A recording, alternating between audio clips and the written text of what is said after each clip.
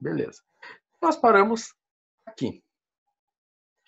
Bom, a ideia aqui era a mesma, né? Então, eu tenho uma função, e essa função é tal. Para cada ponto da curva, a declividade da reta tangente é dada pela expressão, né? 1 sobre 2 raiz de x. Bom, então, ele pede para determinar a expressão da família de funções, ele também pede para determinar a expressão da curva, né? Contém, ou seja, a curva dessa família contém o ponto 9 e 3. Então, vamos ver. Beleza. 9 e 3? Acho que é 9 e 5, né? Aqui tem um erro de digitação. Ai, ai, ai. Azul, professor, faz com 3 agora, a gente fez com 3. Deixa eu ver uma coisa. Deixa eu ver o que eu fiz aqui. Dá 0, não vai dar 2, dá 0 daí. É que o 3. É que eu. Tá, tranquilo, vamos indo, porque ele tá aqui. Tem mistério. Tá. Então, bom, vamos lá. Resolvendo o problema. O que eu tenho? Eu sei que a declividade da reta tangente é 1 sobre 2 raiz de x. Então, eu vou escrever nesse formato, ou seja, a derivada é 1 sobre 2 raiz de x. Tá? Cada um vai levar um pouquinho de chocolate. Bom, eu tô com uma raiva desse cachorro que tá aqui na minha janela. Bom, o que acontece? Aí como se fosse isolar esse f, né? Então, eu tenho esse f aqui. Então, para saber quem é o f, né? Esse f que gera a derivada desse f gera essa expressão, eu vou fazer a integral, né? Ou seja, eu tirei o f e deixei ele isolado. Para isolar esse f, né? Eu vou calcular a integral. Então, essa integral aqui, como é que funciona? Se eu pensar, né, na expressão como 1 sobre 2 raiz de x, eu pensar na raiz como x na 1 meio, isso aqui é 1 meio vezes x na menos 1 meio, né, porque o sinal negativo, porque é um expoente no denominador, né, expoente negativo. Vou pensar nesse formato aqui, tendo em vista tudo que a gente já fez até agora, né, então, o que acontece? Esse 1 meio ele é uma constante, ele pode ser para fora da integral, né? A gente já vai falar disso, mas espero que vocês lembram isso do semestre passado. E a regra de integração, né, que vocês também viram no semestre passado, mas a gente já vai retomar, né? A gente soma o expoente e divide, né, a soma pelo expoente mais 1, né? Então ficou menos 1 meio mais 1, menos 1 meio mais 1. Isso aqui nada mais nada menos que a regra de integração, né? Ou seja, eu integrei essa função, eu obtive essa situação aqui. Bom, mais o k. Tá? Então, o que acontece? Se eu fizer menos 1 meio mais 1, dá 1 meio. Menos 1 meio mais 1, dá 1 meio. Tá? Então, menos 1 meio mais 1, menos 1 meio mais 1. Reorganizando isso aqui, o que aconteceu agora? Deixa eu só puxar isso aqui para baixo. O que aconteceu agora? Por que veio esse 2? Por que esse 2 apareceu? Porque eu tinha aqui x a 1 meio, né? De 1 sobre 1 meio. Então, quando eu for, vai ficar x na 1 meio vezes quem? O inverso dessa fração, ou seja, 2 sobre 1. Por isso que apareceu esse 2 aqui. Esse 2 aqui nada mais é do que o inverso da fração. Tá? Beleza. Então, vamos adiante.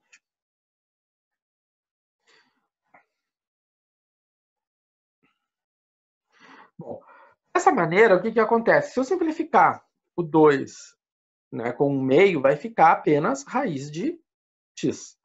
Então, a minha família de funções, a minha função primitiva, é essa aqui. Y igual a raiz de x mais k. Beleza. Então, o que ele está dizendo para nós? Vamos enxergar isso. Quando ele está trazendo a família, né, a família raiz de x mais k, ele está considerando todas as curvas, né, que tem esse formato aqui. Ou seja, a raiz de x mais 0, essa curva em laranja. Né? A raiz de x menos 2, que é a curva em azul. A raiz de x mais 3, que é essa curva aqui de cima. A raiz de x menos 4, que é a curva aqui de baixo. Então, todas as outras curvas, por exemplo, essa aqui, raiz de x menos 6, ou raiz de x mais 6, todas são curvas desta família. Mas qual curva nós queremos? Nós queremos apenas uma curva. Não queremos toda a família. Quando a gente resolve uma integral, a gente encontra uma família de curvas. Né? A gente encontrou uma família. Só que o problema, ele está pedindo uma curva só. Ou seja, ele aqui passa pelo 9 e pelo 5. Ou pelo 9 e pelo 3. Vou fazer a 9 e 5, depois eu faço a 9 e 3. Né? Então, a 9 e 5, o x é 9 e o y é 5. Então, vou colocar 5 no lugar do y. Portanto, o meu k é 2. Então, a curva que ele está procurando é a curva, essa aqui, y igual a raiz de x mais 2. Ah, professor, mas você tinha colocado 9 e 3. Então, tá.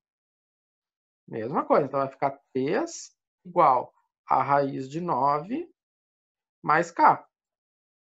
3 igual a 3 mais k. O 3 passa para o outro lado, vai ficar o quê? 3 menos 3 igual a k. Então, o k é 0. Portanto, a curva que eu estava procurando nessa situação é a raiz de x. Ou seja, são curvas da mesma família, tá? Só que são curvas diferentes. Então, vamos ver o que aconteceu.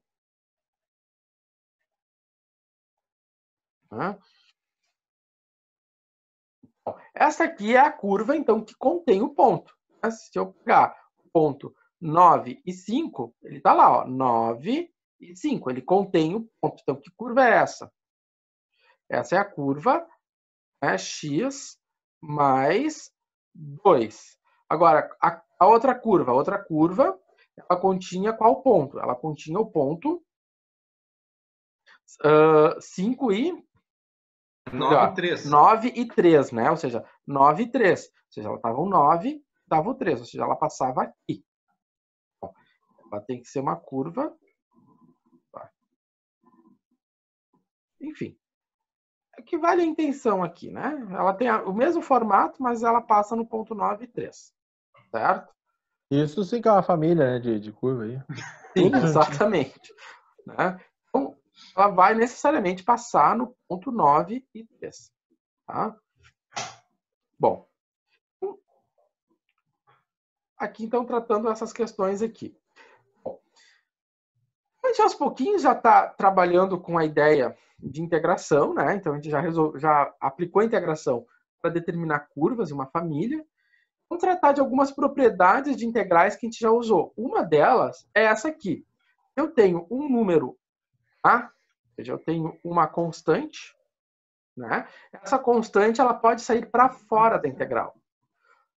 Não é novidade isso para nós. A gente tinha as derivadas, e quando a gente tem uma constante, a gente tira para fora. Por exemplo, lembra quando a gente tinha uma derivada em relação a x, eu tinha x e y na terceira, né? O 3 é constante, o y na terceira é constante, ele vem para fora. Lembram disso? Pois é, daqui a um pouco vocês têm um questionário para resolver disso. Mesma história. Constante sai para fora. A constante sai para fora, quer dizer que se eu tinha integral de 1/3 de x ao cubo, vai ficar 1/3 de x ao cubo. Se eu tinha nesse caso aqui, tá? Se eu tinha nesse caso aqui a integral de dx sobre 2 raiz de x, eu tinha 1/2. Aqui eu coloquei isso aqui de provocação, porque lá adiante, né, daqui a umas 3 aulas, daqui a umas 3 semanas, né, alguém vai perguntar da onde que saiu esse 1? Esse 1 é esse número aqui, ó, 1 vezes dx, esse 1 é essa situação aqui, ó. Tá? Então é sempre... E por que ficou x não meio, né? Porque é um denominador, né? Uma outra situação importante é uma consequência dessa propriedade, que é a integral de a dx. Se eu tenho o a como um número real qualquer, a integral de a dx é ax, né? Por exemplo, eu tenho a integral de dx, só a integral do dx. A integral de dx é x mais c. Lembrando, se eu tenho integral de dx, aqui na frente eu tenho o número 1, né? 1 vezes dx é dx. Tá? Porque se eu derivo x, derivada de x é 1. Portanto, a integral de 1 vai ser x. Quando eu estou trabalhando com essa expressão, eu estou trabalhando a integral de 1. Tá? É simples, mas é aquela coisa. Quando começa problemas mais complexos, às vezes tem gente que trava aqui. Tá? Tá, o que mais? Eu tenho integral de 7dx, então vai ficar a integral de 7x. Por quê? Porque a derivada de 7x, né? Derivada de 7x é 7. Certo? Bom, vamos adiante. Tá. Agora a integral da soma. Se eu tenho uma soma de funções, como é que a gente faz? Como é que a gente trata soma de funções? A integral da soma é a soma das integrais. Tá? Então, por exemplo, se eu tenho a integral de 1/3 de x ao cubo mais 1 sobre 2 raiz de x, se eu tenho essa integral, eu posso desmembrar isso numa soma de integrais. Né? A gente já fez, já conhece, inclusive, esse resultado. Bom, vamos então começar a trabalhar com a tabela. Eu não postei tabela de integrais, mas por enquanto não precisa. Na aula que vem eu posto a tabela de integrais. Todas as integrais que a gente vai precisar resolver, elas estão tabeladas agora. A tabela de integrais. Para nós construirmos a tabela de integração, a gente vai partir da tabela de derivação. Então, a tabela de derivação, nós vimos semestre passado, por exemplo, se eu tenho essa regra de derivação, né? Então eu tenho a U na P, a derivada de U na P é P vezes U na P menos 1, vezes DU, né? Onde U é uma função. Então, a integral, ela segue o caminho oposto, ou seja, ela segue a linha, ela segue a direção dessa flechinha, né? Ou seja, ela segue o caminho sentido oposto. Ou seja, vou integrar daqui, eu vou pegar essa expressão. Se eu integrar isso aqui, eu vou ter que obter isso aqui do meio. Vou botar uma outra cor. Então, se eu integro esta expressão, eu vou obter tudo isso aqui. E repara algo bem importante. O DU. Né? Esse DU aqui, ele entra no processo. Ou seja, se eu integro tudo isso aqui, ou seja, estou pegando tudo, e até aqui, tem que dar U na P. Ou seja, então o que aconteceu aqui? Se eu pegar toda essa expressão aqui, que é isso aqui, e aí esse D grande U, eu vou escrever como D pequeno, para ficar mais esteticamente, uma questão estética, né? A resposta dessa integral tem que ser exatamente o que está aqui dentro, né? Ou seja, eu integro isto, tem que me dar isto aqui. Então, o que acontece? Vamos só dar uma trabalhada, né? Esse P é constante, saiu para fora. Esse P que está aqui fora, né, se eu quiser isolar, né, isolar é essa expressão aqui. Esse P está multiplicando, ele passou dividindo. E aí, o que aconteceu? Eu olhei para cá e vi assim, ó, mas aqui eu tenho P menos 1 e aqui eu tenho P. Qual é a diferença de escala entre esse expoente e esse expoente? A diferença entre esse expoente em escala é uma unidade. Então, o que acontece? Se a diferença em escala é uma unidade, Então, em vez de eu colocar P menos 1, eu vou colocar P, e a integral de U na P, nada mais é que U na P mais 1 sobre P mais 1. Isso aqui vocês já estão meio que, né? Eu já estou de cabelo branco de saber que vocês sabem disso. Né? Vocês viram isso em cálculo 1.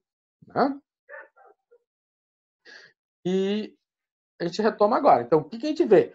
Essa expressão ela vem da tabela de derivação. Né? Como as outras integrais. Né? As outras integrais também vêm da tabela de derivação. Por exemplo, essa aqui. A derivada do logaritmo é 1 sobre u du.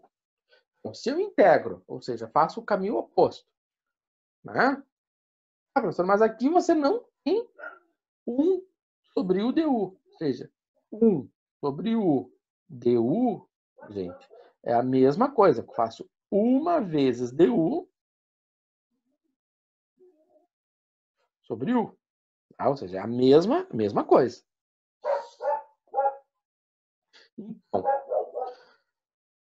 quando eu escrevo isso aqui, eu estou remetendo a esta situação aqui. Né? Ou seja, eu estou integrando no caminho contrário. E esta integral aqui, eu já estava esquecendo de falar, que a paleta de cores da caneta ficou bem em cima, dessa situação aqui. Né? Ou seja, que situação é essa? Esta fórmula aqui, de integração, ela só vale quando o p for diferente de menos 1. Por que isso? Porque se eu tiver menos 1 aqui, mais 1, quanto é que vai dar? Vai dar 0. Eu não posso ter uma divisão por 0. E quando eu tenho essa situação de p na menos 1, eu caio nessa situação aqui. Porque se eu tenho 1 sobre u, eu tenho u na menos 1. Né? Então, quando eu tenho u na menos 1, então eu vou ter o logaritmo. Tá? Muitas vezes vai acontecer de eu vi alunos já fazer isso aqui, 1 sobre u ao quadrado, e escrever ln de u ao quadrado. Isso aqui está terminantemente errado. Né? Porque o logaritmo ele só vale quando o meu expoente é menos 1. Porque quando o expoente é menos 1, eu não posso aplicar essa regra aqui. Né? Então eu caio na situação do logaritmo. Bom, mas isso também imagino eu que vocês já estão calejados, fizeram prova em cálculo 1, aquela coisa toda. Bom, mesma coisa. Se eu for fazer a integral, ou seja, que é a integral de e na u, é o caminho oposto, né? Então, integral de e na u nada mais é que e na u. Né? Então, aqui a gente começou a montar a tabela de integrações. Né? Então, essa integral aqui é a integral da u na p, a integral do du sobre u. Agora a gente já sabe a integral do e na u. Aqui, então, a gente tem a tabela logarítmica, a tabela com propriedades da trigonometria. As mais básicas. Aqui faltou eu escrever um C, né? Então, aqui as mais básicas que a gente vai usar nas próximas aulas. A integral do cosseno é mais seno. A integral do seno é menos cosseno. Isso aqui é bem importante a gente lembrar, porque às vezes tem gente que troca, porque está acostumado com a integral. A integral da secante ao quadrado é tangente, porque a derivada da tangente é secante ao quadrado. A derivada da cossecante ao quadrado é menos cossecante, né? Isso aqui eu já estava esquecendo. É menos cotangente. Mais C.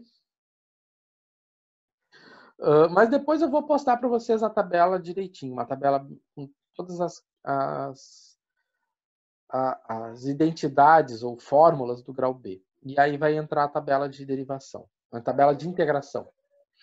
Bom, mas aqui é a tabela básica. Então tá. Como é que a gente vai resolver essa integral agora? Nós temos o quê? Nós temos uma soma de integrais. Se eu tenho uma soma de integrais, se eu tenho uma soma dentro da integral, eu tenho uma soma de integrais, né? Então, tinha a integral da soma, agora eu tenho a soma de integrais. Então, a primeira integral, né, vai ficar o quê? X na 4 sobre 4. Mais, vamos olhar na tabela. A integral da secante é a tangente. E quem vai ser a integral do dx? A integral do dx é menos 1. Né? Ou melhor, menos x, desculpa. Eu estava fazendo bobagem aqui, né? A integral do dx é o x, mais a nossa constante c. Simples assim. Já poderia ter olhado para cá e ter vindo para cá? Sim, fale. Desculpa interromper o senhor. A tangente não fica ao cubo. Oi? A tangente ali embaixo não fica ao cubo onde o senhor escreveu? Não, não fica. Por que ela não fica? Né? Vamos voltar lá. Por quê? Porque eu usei essa regra de derivação, essa regra de integração aqui. Ó. Tá.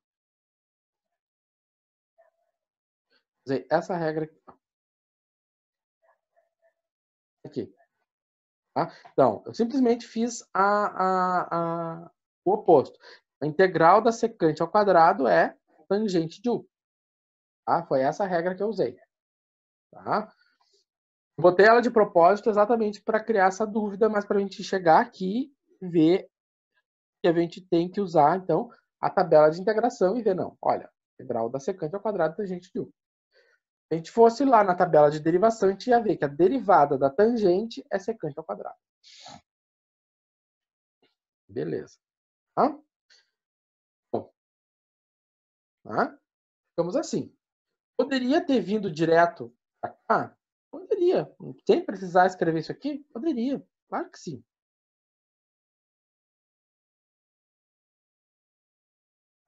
Bom, eu acho que aqui eu me adiantei um pouco, né? Então vamos deixar. Deixa eu ver uma coisa. Aqui então terminamos a segunda live, né? E eu deixo para vocês esse exercício aqui. Tenho 2 exercícios aqui, né? Acabei um pouquinho antes, me antecipei ou subestimei, né? Então, tentem resolver essas 2 integrais agora nesses 20 minutinhos que nós temos entre essa live e a terceira live. Tentem resolver ela, que depois a gente vai resolver as 2 integrais na próxima live. Ok? Então, vamos fazer então esse intervalo para resolver exercício, tomar uma aguinha. Às 21h15, então voltamos na terceira e última live. Ok? Ok, feito, professor. Até. Então tá. Uma olhada em tudo que eu falei até agora. O material está lá no Moodle. Se eu não me engano, eu acho que está até já essa resolução dessas 2 integrais lá no Moodle. E nos vemos então daqui a 20 minutos. 21h15. Ok? A terceira live.